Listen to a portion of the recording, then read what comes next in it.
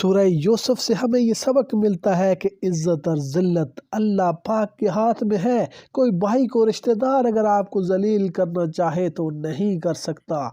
حضرت یوسف علیہ السلام کو بھائیوں نے کنویں میں پھینکا، لیکن اللہ تعالیٰ نے اسے اس کنویں سے نکال کر بادشاہ بنا دیا، مصر کی تخت پر بٹھا دیا۔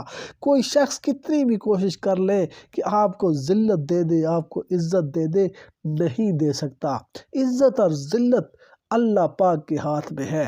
پر سورہ یوسف کا بزرگوں کا بتایا ہوا ایک وظیفہ ہے، اگر آپ کے بیٹے یا بیٹیوں کے رشتے نہیں آ رہے، بیٹوں کے رشتے نہیں آ رہے، بیٹیوں کے رشتے نہیں آ رہے، تو اس مقصد کے لیے اگر آپ روزانہ سورہ یوسف کو تلاوت کریں گے تو اللہ پاک ایسے اسباب پیدا کر دے گا کہ آپ کے لیے نیک اور صالح رشتوں کے اسباب پیدا کر دے گا، اور اللہ پاک آپ کو نیک اور صالح رشتے عطا فرمائے گا۔